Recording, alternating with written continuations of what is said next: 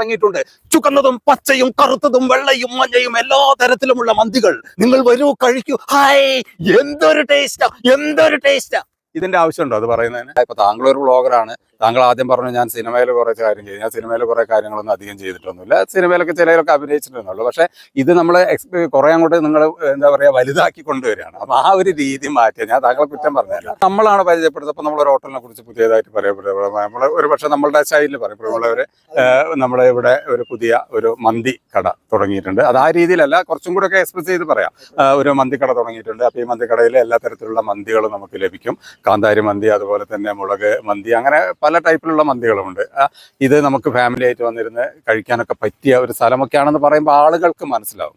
പക്ഷെ ഇപ്പോഴത്തെ ന്യൂജൻ അതല്ല ചെയ്യുന്നത്. അവർ ചെയ്യുന്ന ഒരു രീതി, ഇപ്പൊ ഈ ഒരു മന്തിക്കടയെ കുറിച്ച് തന്നെ ചെയ്യുകയാണെങ്കിൽ അവർ പറയുന്നത് ഇതാണ്. എന്താണെന്ന് നമുക്ക് മനസ്സിലാവില്ല. ഹായ് ഗൈസ്, പുതിയ ഒരു മന്തിക്കട ബത്തേരിയിൽ തുടങ്ങിയിട്ടുണ്ട്.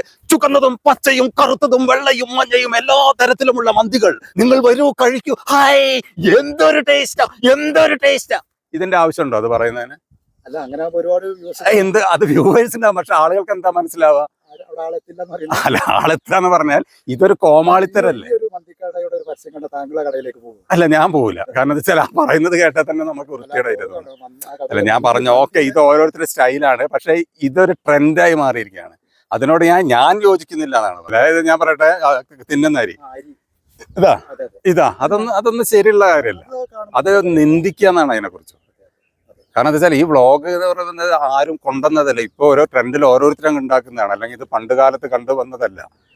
ഇപ്പോൾ ഉദാഹരണത്തിന് ഞാൻ പറയാം, ഞാൻ ഒരുപാട് പ്രോഗ്രാംസ്, ഒരുപാട് ആളുകളെ ഞാൻ പരിചയപ്പെടുത്തിയിട്ടുണ്ട്. അന്നത്തെ കാലത്ത് ഈ വ്ളോഗ് ഉണ്ടെങ്കിൽ ഇപ്പോൾ നമ്മളും ലക്ഷപ്രഭു ആയിട്ടുണ്ടാവും. മനസ്സിലായില്ലേ? അത് വേറൊരു ട്രെൻഡാണ്. ആ സാധനം വേറെ രീതിയിൽ കൊണ്ടുവരുന്നുള്ളൂ. അതുപോലെ തന്നെ വ്ളോഗേഴ്സിൻ്റെ ഞാൻ പറഞ്ഞല്ലോ പല കാര്യം. ഇപ്പം നമ്മൾ സലീം കുമാറിൻ്റെ ഇത് തന്നെ വെച്ചിട്ട് അറിയാം. അവിടെ ഒരു 10,000 ആളുകൾ അവിടെ സന്ദർശിച്ചിട്ടുണ്ടെങ്കിൽ അതിലെ 6,000 ആളുകളും മൊബൈൽ പിടിച്ചു. ഒരു മൊബൈൽ ഉണ്ടെങ്കിൽ അവനെല്ലാം വ്ളോഗറാണ്. മനസ്സിലായില്ലേ? ഒരാളുടെ മരണം വിറ്റ് കാശാക്കുക. ഇത് മക്കൾക്ക് തന്നെയല്ലേ തിന്നാൻ കൊടുക്കുന്നത്, അല്ലേ? അവിടെ നമ്മളിപ്പോൾ ഒരാൾ ഒരച്ഛൻ മരിച്ചാൽ മക്കള്, അല്ലെങ്കിൽ അവിടെ പ്രായം നോക്കിയിട്ടല്ല അവർ പൊട്ടിക്കരയുക, അല്ലേ? ചിലപ്പോൾ സമൂഹത്തിൽ ഭയങ്കര നിലയിൽ നിൽക്കുന്ന ഒരാളായിരിക്കും. ആ മരണം കേട്ട ഒരു പക്ഷേ അയാൾ നിലത്ത് കടന്ന് ഉരുണ്ടൊക്കെ ആയിരിക്കും ചിലപ്പം കരയുക, അല്ലേ?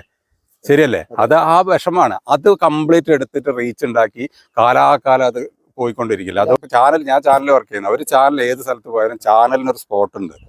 ആരും ശല്യം ചെയ്യാത്ത സ്ഥലത്താണ് നമ്മൾ ക്യാമറ വെച്ച് ഞങ്ങൾ തമ്മിൽ അഡ്ജസ്റ്റ് ചെയ്ത് ഇങ്ങനെ കുനിഞ്ഞും മറിഞ്ഞൊക്കെയാണ് നമ്മൾ വീഡിയോ എടുക്കുക. അത് നിങ്ങൾ പല സ്ഥലത്തും കണ്ടാലറിയാം. ഇതങ്ങനെയല്ല.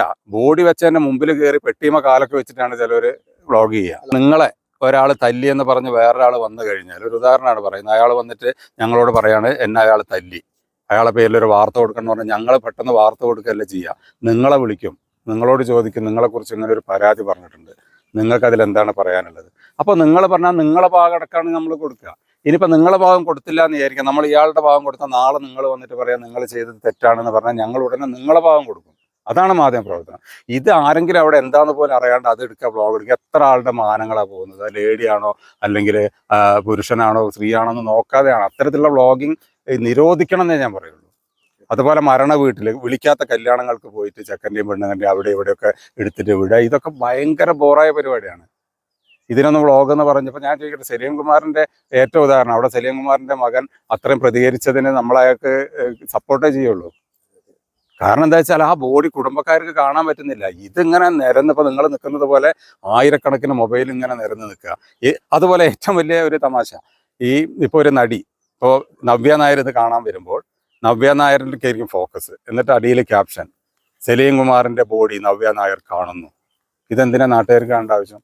ഇപ്പുറത്ത് ബീന ആന്റണിയുടെ ബീന ആന്റണി സലീം കുമാറിൻ്റെ ബോഡി കാണുന്നു, എന്നിട്ട് ഇവരുടെ ബാക്ക് തന്നെ ഇങ്ങനെ കാണിച്ചുകൊണ്ട് ഇതിനൊക്കെയാണ് വ്ളോഗർ എന്ന് പറയുന്നത്. അല്ല, ഇത് വലിയ ചാനലുകളും അങ്ങനെ തന്നെയാണ് കാണിക്കുന്നത്. ഒരിക്കലുമില്ല. വലിയ ചാനലുകൾ കാണിക്കാൻ നിങ്ങൾക്ക് ഏതെങ്കിലും ഒന്ന് പറയാൻ പറ്റുമോ? ചാനലുകൾ കാണിക്കുന്നത് ഒരു നടി വരുമ്പോൾ ഇതാ നടിയെ ഫോക്കസ് ചെയ്ത് അവിടെ വെക്കില്ല. ചിലപ്പം പ്രധാനപ്പെട്ടവർ വന്ന് അവരുടെ ബൈറ്റ് നിങ്ങൾക്ക് എന്താണ് പറയാനുള്ളത്, അല്ലെങ്കിൽ ഈ മരണത്തെക്കുറിച്ച് ഒരു അനുശോചനം, അത് സ്വാഭാവികം. അതല്ല ഇവർ ചെയ്യുന്നത്.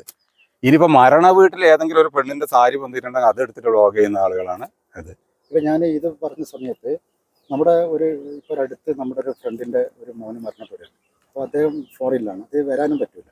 അപ്പോൾ ജസ്റ്റ് എന്നോട് പേഴ്സണലി വാട്സപ്പിൽ പറഞ്ഞു, ആ ഒരു മുഹൂർത്തം അവിടെ ഉള്ളത് ജസ്റ്റ് എനിക്കൊരു ഫോട്ടോ എന്തെങ്കിലും ഒന്ന് എനിക്കെടുത്ത് വാട്സപ്പിൽ ഇടുമെന്ന് ചോദിച്ചു. അദ്ദേഹത്തിന് അവിടെ നിന്ന് വരാൻ പറ്റില്ല. അപ്പോൾ അങ്ങനത്തെ സിറ്റുവേഷൻ ഞാൻ തരണം ചെയ്തിട്ടുണ്ട്. അപ്പോൾ അല്ല അതിൽ നമുക്ക് അത് അദ്ദേഹത്തെ ബന്ധുക്കളോടാണ് അദ്ദേഹം പറയേണ്ടത്. കാരണം നിങ്ങൾ ചിലപ്പം പോയിട്ട് അത് എടുത്തു കഴിഞ്ഞാൽ കാണുന്ന നാട്ടുകാർക്ക് അത് ദഹിച്ചൊന്നുമില്ല. പിന്നെ ഈ ക്രിസ്ത്യൻസിന്റെ ഇടയിലൊക്കെ ഇങ്ങനെ ഒരു സാധനം വിദേശത്തൊക്കെയുള്ള മക്കൾക്ക് പങ്കെടുക്കാൻ പറ്റിയില്ലെങ്കിൽ അവരത് വീഡിയോ കവർ ചെയ്തിട്ട് അവരയക്കാറുണ്ട്. അതെന്ന് വെച്ചാൽ അവർ പേഴ്സണൽ അല്ലെങ്കിൽ വന്നിട്ട് കാണാറുണ്ട്. ഇത് എന്ന് പറഞ്ഞാൽ സോഷ്യൽ മീഡിയ എന്ന് പറഞ്ഞാൽ ഏതൊരാളും മൊബൈലുള്ളവനൊക്കെ കണ്ടുകൊണ്ടിരിക്കുകയാണ്. പിന്നെ ആ. സലീം കുമാർ സാർ എന്ന് പറഞ്ഞാൽ ഒരു സെലിബ്രിറ്റിയാണ്, ഒരു വലിയൊരു മനുഷ്യനാണ്. അപ്പൊ അതെ. നിരവധി ആളുകൾ എന്തായാലും അവിടെ എത്തും, കുറച്ച് പേരൊക്കെ ഫോട്ടോസ് എടുക്കും. പക്ഷെ അന്ന് അവിടെ സംഭവിച്ച തെറ്റാണ്. ഞാൻ ചോദിക്കട്ടെ, അവിടെ ഫോട്ടോ എടുത്തേനല്ല ആ വ്യക്തി പറഞ്ഞത്, ബോഡി പോലും മറഞ്ഞിട്ടാണ് ഇവർ എടുക്കുന്നത്. മത്സരാണ്, ഒരാൾക്ക് അദ്ദേഹത്തിന്റെ തല കാണാൻ കഴിയുന്നില്ല. പക്ഷെ നമ്മൾ ഈ പറഞ്ഞത് അന്ന് ആ സലീം കുമാറിന്റെ മോന് പ്രതിഷേധിക്കുന്നത്, എതിർത്ത് പറയുന്നത്, ആ വേദന, ആ സങ്കടം, അത് നമ്മൾ കണ്ടു.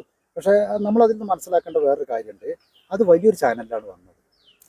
ചാനലിൽ വന്നതിൽ എന്താ തെറ്റ്? അപ്പോൾ ആ ഭാഗം അവിടെ ഞാൻ ചോദിക്കട്ടെ, ചാനലും വ്ളോഗും ഒരേപോലെ കാണല്ലേ? കാരണം എന്താ വെച്ചാൽ ചാനലുകാർ എവിടെ വന്നാലും, ഞാൻ ചാനലിനെ പൊക്കി പറയുന്നതല്ല, അവരുടെ ആ സ്റ്റാൻഡേർഡിൽ എടുത്തിട്ട് പോവാണ് ചെയ്യുക.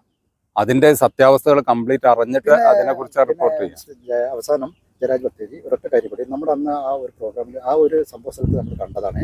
നമ്മുടെ ബഹുമാനപ്പെട്ട മുഖ്യമന്ത്രി സാർ വരുന്ന സമയത്ത് തീർച്ചയായും അത് തെറ്റാ, ഞാൻ അങ്ങോട്ട് പറയാം. ആള് അത് വിവരമില്ലാത്ത ആള്.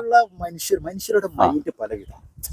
അല്ല, അവിടെ മുഖ്യമന്ത്രി മാന്യമായിട്ട് ഒഴിവാക്കിച്ചില്ല. അത് അവിടുത്തെ പ്രവർത്തകർക്ക് വിവരമില്ലാത്തതുകൊണ്ടാണ്. അപ്പൊ മനുഷ്യരുടെ മൈൻഡ് അതായിരിക്കാം. ഈ ഒരു സംഭവത്തോട് കൂടി അതിലേക്ക് മരണ വീട്ടില് ഒരു പെൺകുട്ടി വന്ന് ചിരിച്ച് വർത്താനം പറയുന്നതിനെ കുറിച്ച് വന്നില്ലേ? അവരെന്തിനാണ് അവിടെ വരുന്നത്? സംഭവം കൊണ്ട് സലീം കുമാറിന്റെ ആ മകന് അത് അവിടെ പ്രകടിപ്പിച്ചതുകൊണ്ട് ഇതിനൊക്കെ ഒരു സലീം കുമാറിന്റെ എന്നല്ല, ആരുടെയും മരണം വിട്ട് കാശാക്കരുത്. കാരണം അവിടെ ഞാൻ പറയുന്നത് എന്താ പറയുക, നമ്മൾക്ക് ചില ആളുകൾക്ക് ഓരോരുത്തരുടെ മൈൻഡാണ്. ചിലവരിങ്ങനെ കരയുന്നത് കണ്ട് ആസ്വദിക്കാൻ ചിലവർക്ക് ഭയങ്കര ഇഷ്ടം. അവർക്ക് വിഷമമുണ്ടെങ്കിൽ അതിങ്ങനെ കണ്ടുകൊണ്ടിരിക്കും. അവരത് ആസ്വദിക്കുകയാണ് ചെയ്യുന്നത് ഒരു തരത്തില്. അപ്പൊ ഇവരിത് വർഷങ്ങൾക്ക് ശേഷം ഇവർ ഈ വീഡിയോ എടുത്ത് നോക്കുമ്പോൾ അവരെന്തൊക്കെയാണ് അവിടെ കാട്ടിക്കൂട്ടിയതെന്ന് അവർക്ക് തന്നെ ബോധം ഉണ്ടാവില്ല. എൻ്റെ ഒരു ജ്യേഷ്ഠൻ മരിക്കുമ്പോൾ ഒരു 10 വർഷമായിട്ടുള്ളൂ. അപ്പൊ ഈ ഒരു പ്രായത്തിൽ ഞാൻ അലമുറയിട്ട് അവിടെ കരഞ്ഞിട്ടുള്ള ആളാണ്. ഞാൻ എന്തൊക്കെയാ ചെയ്യുന്നത്, കുട്ടികളെ പോലെ നിലത്ത് കടന്നു വരുന്നിട്ടുള്ള ആളാണ്. ഒരു പക്ഷെ ഇതെടുത്തിട്ട് ഇവര് വീഡിയോ ആക്കുകയാണെങ്കിൽ, ഒരു ഉദാഹരണം പറയാണ്, എനിക്ക് നാളെ ദേഷ്യം പിടിക്കില്ലേ? ഒരാൾ മരിച്ച സങ്കടമാണത്. അതിനെടുത്തിട്ട് ആ ഭാഗത്തിട്ട് ഒരു ക്യാപ്ഷനും കൊടുത്തിട്ട് അതങ്ങോട്ട് റീച്ച് ആക്കുക. അപ്പൊ അതിൽ കുറെ ആൾക്കാർ കാണും, ഇത് കാണേണ്ട ആളുകൾ, അതുകൊണ്ട് പൈസ ഉണ്ടാക്കുക. അതിനെ ഞാൻ അംഗീകരിക്കുന്നില്ല. ശരിക്കും സർക്കാർ ഇടപെടണം. ഈ മരണ വീടുകളിൽ ഒന്നും പോയിട്ട് ഇത്തരത്തിലുള്ള പരിപാടികൾ ചെയ്യാൻ പാടില്ല എന്നുള്ള നിർബന്ധമാണ്. അല്ല, പറയുകയാണ് അത് 100%. അതുപോലെ ഈ വ്ളോഗർമാർക്കും ഇപ്പൊ എല്ലാവരും ഒരു മാധ്യമ പ്രവർത്തനം എന്ന് പറഞ്ഞാൽ നമ്മളെ പോലുള്ള ആളുകളൊക്കെ ജേർണലിസ്റ്റ് ഒക്കെ പഠിച്ച് നമ്മൾ എത്രയോ ഇതിനെ ഇപ്പോൾ മൊബൈലുള്ള മാധ്യമ പ്രവർത്തനമാണ്. എന്ത് അടിസ്ഥാനത്തിലാണ് അത്? ഫേക്ക് ആയിരിക്കും ചെയ്യുക, ഒറിജിനൽ ആയിരിക്കില്ല. എത്ര എണ്ണം അങ്ങനെ പോയിട്ടുണ്ട്? ഒരു കുടുംബത്തിൽ അടി നടക്കുമ്പോൾ അല്ലെങ്കിൽ അച്ഛനും അമ്മയും തമ്മിൽ വഴക്ക് നടക്കുന്ന അതൊക്കെ ഉള്ളിൽ കൂടെ ഇട്ടിട്ട് അതൊക്കെ കുടുംബത്തിൽ നടക്കുന്ന കാര്യങ്ങളാണ്. അപ്പൊ ഇത്തരത്തിലുള്ള എല്ലാം സമ്മതിക്കില്ല, ഞാൻ ഒരിക്കലും ഞാൻ അംഗീകരിക്കില്ല. ഓക്കെ, വിലപ്പെട്ട സമയം ഒത്തിരി നമുക്ക് തന്നിട്ടുണ്ട്. ഓ, താങ്ക് യു.